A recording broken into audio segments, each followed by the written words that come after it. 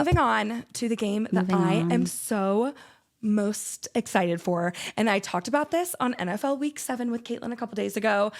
Lions versus Vikings. It's going to be a good one. I'm kind of in love with both of these teams. I have become really attached to watching both of them because, I mean, they're doing pretty freaking amazing. They're fun to watch. They're so fun to watch. But because I'm not a part of like their fan base, I get to kind of just like not care. And just sit back and enjoy it. I went back on my prediction for this score. I had the same score, but I chose a different person each like 5 seconds as I was doing my research.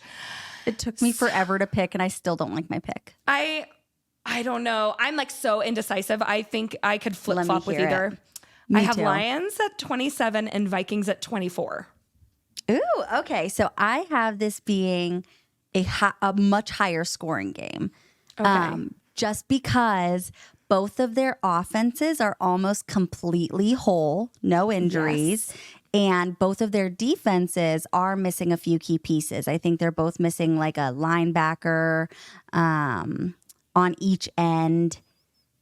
Yeah, they're both just missing a couple of pieces. And so I think that I don't know how that'll look for them, but they're both just such monster offensive teams. So I picked the Vikings, and I still go back and forth about it, but I'll tell you what like drew me to the Vikings. I was back and forth until like the last minute. So I want to hear why me too. Ended up with the Vikings.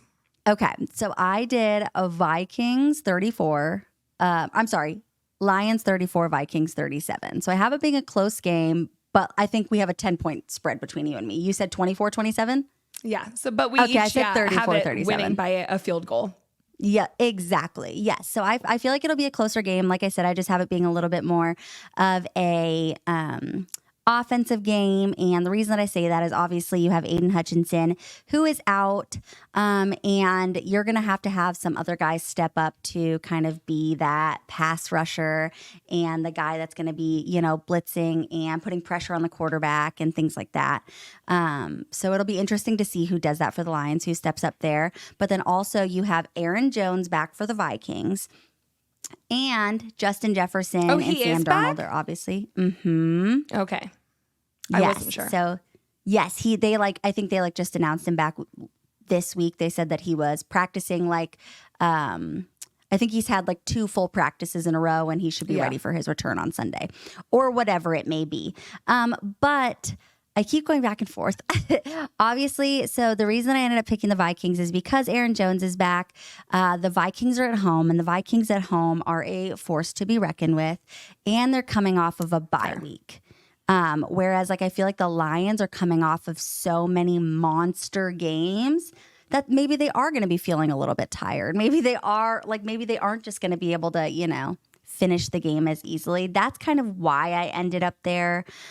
I don't know. I'm still so back and forth about it. I think it's going to be such a good game, though. I'm so excited to watch it. Yeah, this is and they got Cam Akers. I totally forgot that the Vikings got Cam Akers, too, so they have an additional offensive piece. Again, I literally, could listen to any case and flip-flop. I was flip-flopping as I wrote things.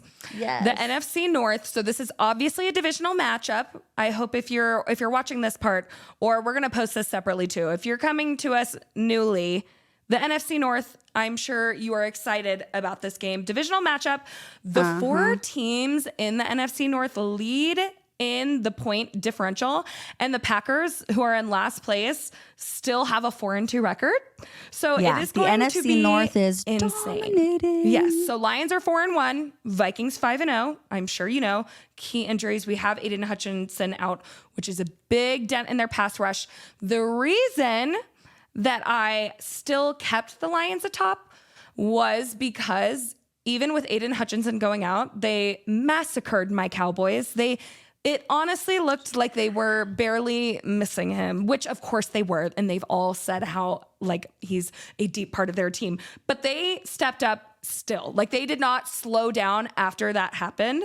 So I wanted to give a little stats because I like to compare these things, of course. Yep. So Lions offense, and I wanted to compare because they're so damn close. So Lions offense currently are first in points per game after that Cowboys nightmare for me. Fourth in passing yards, fourth in rushing yards, sixth in touchdowns. Vikings offense, little lower, fifth in points per game, 19th in passing yards, so a little down, 21st in rushing yards, 12th in touchdowns. Their offense has been a little shaky just in the past couple weeks, I would say. Agreed. It just hasn't. Yeah. They've still held on to their spot, but it hasn't looked as clean as it has. That's another reason I kind of gave on to the Lions. Also, I'm a little weird with bye weeks because you either come back really rested, but sometimes you come back too rested almost. A little shaky, Lions, you're not in it. Yeah. And the Lions are like coming off of all of these huge wins and just in a really good rhythm. You and I are using like the same situations, but with like different psychological sides of it, which I love. Yeah. That's why I'm so excited to see just like how it turns out. I love and that. Then you have Lions defense 8th in opposing points per game, 27th in opposing passing yards, which is hilarious because then you have the Vikings defense, which is 4th in opposing points per game allowed, and then 30th in opposing passing yards. Yummy. And that's why I was saying that these balls are going to go flying because they're going to take advantage of how bad their pass rushing is. Lions defense is 3rd in opposing rushing yards. Vikings are 2nd in opposing rushing yards. So in that statement, I don't know if Jahmyr Gibbs and David Montgomery will get as many yards as they have been getting.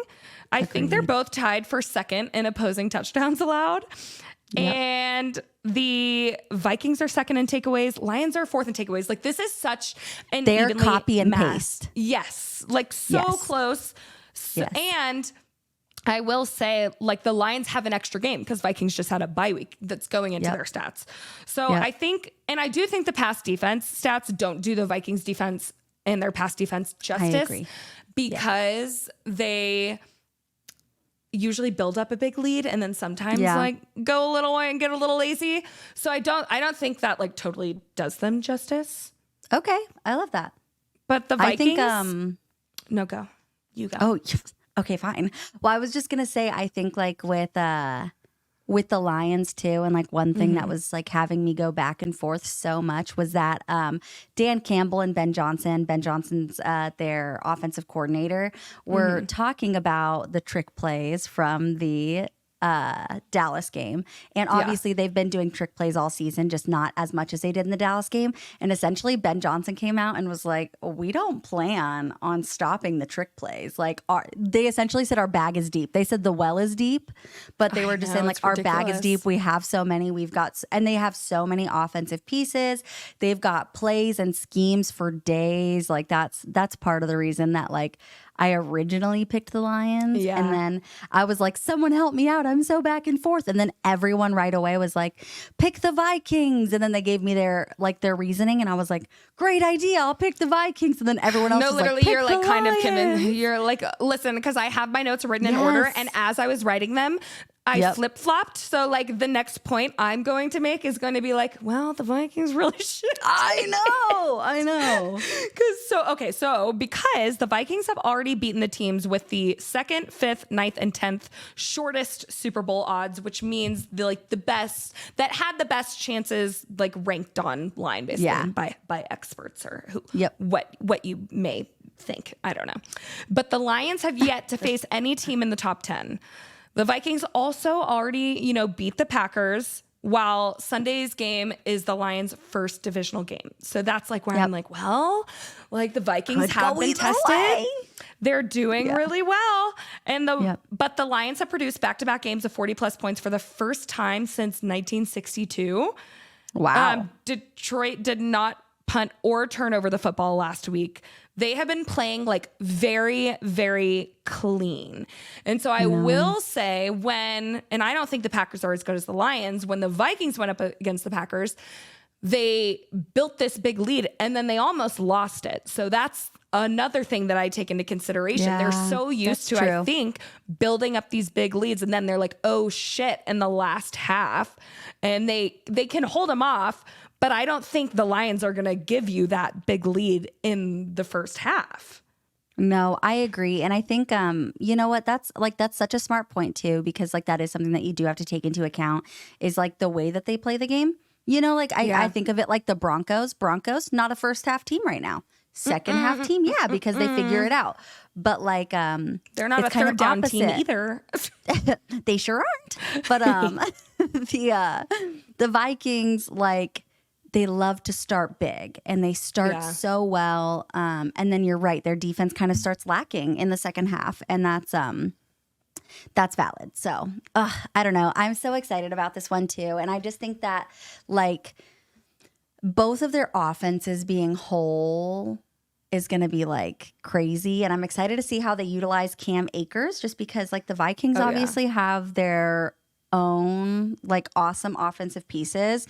So it's going to be, he'll be great on the ground for them. It'll be interesting to see. Like you said, they both have super high ranked rush defenses. Yeah. And so it's going like to be, they both have great quarterbacks. fantastic quarterbacks. Yes. And I wanted to talk about, because we've talked about kind of like the ball leaving hands quickly and holding onto the ball too long, which is a thing that a lot of rookies have done. But the ball is leaving Jared Goff's hands very quickly. His average time to throw is 2.78 seconds. And first of all, shout out to the O-line for giving him that time. Sam Darnold's average release is 3.14 seconds. Shout out to that O-line too. I'm mortified that these guys have plenty of time to throw, but can still release it so quickly. It must be nice. Literally. I mean, like, that's pretty dang fast. So that's another that I'm like, okay, Jared Goff doesn't hold on to the ball too long. I think sometimes that does get Sam Darnold in trouble. And then while they have a great shitty pass defense, great rush defense, I do still believe that David Montgomery is going to have a game. He is like what they call the angry run king. So he forced 10 missed tackles last week.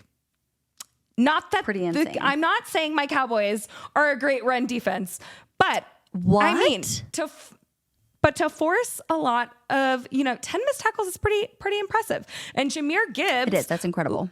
Literally looks like a speed demon that you like wind up and then it like shoots off.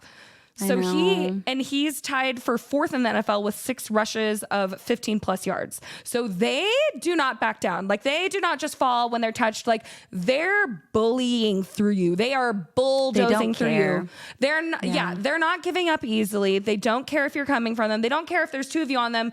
They're not giving up. And that's what I love so much about them is that they're not like, oh, well, now I guess I'll just go down here. They're like, oh no, fuck that. Like, I'm getting my yards. Sorry. Yes. Well, that's like how I am. Like, there was a play, and this is obviously a totally different game, but like, I just want to, like, I love when guys do not allow like defenders to scare them off, I guess. Like, yes. They're not like, they're coming. And then they like run out of bounds.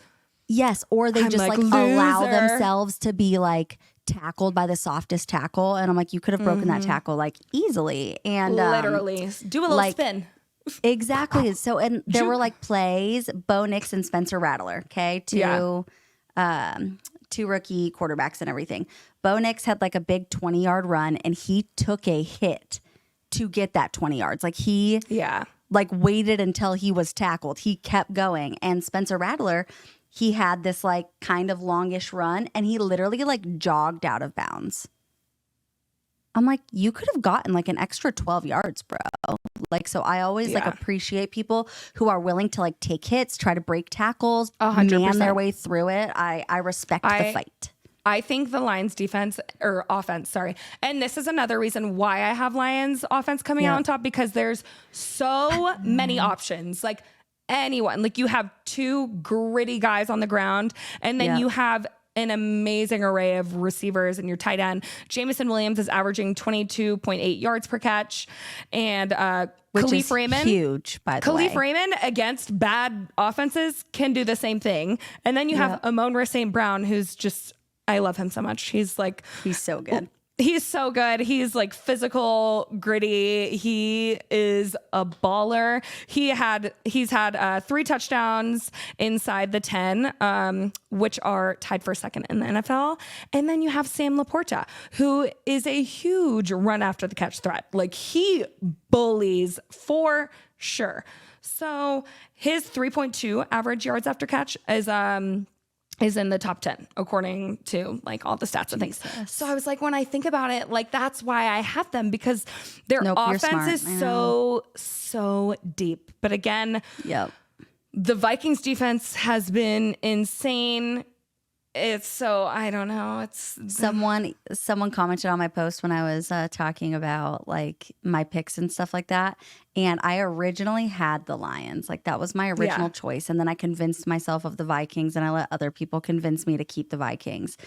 But this guy was like, Lions are going to beat them. Stay on that side. Like when they do. And I was like, if the Lions do win, I'm just going to know that my gut reaction was right. Oh, it's okay. I'll give you anything. Before we move on, I will give you some more clarity on why the Vikings are also a really good choice, because Brian Flores, who is the defensive coordinator for the Vikings, his unit leads the league with 11 interceptions, 41 passes defended, and their pass rush is tied for the third most sacks. They've got a dirty D. And then, listen, I'm telling y'all, I went back and forth because not only, obviously, the Lions have the number one scoring offense, they are 7th in third down conversion rate, which is 44.8%. Yep. And they are 4th in successful drive percentage, which is 48.2% of their possessions, and in an offensive score of some variety. So I think it's going to be insane, and I cannot wait to watch this game. I can't wait to see what Brian Flores does with this Lions offense.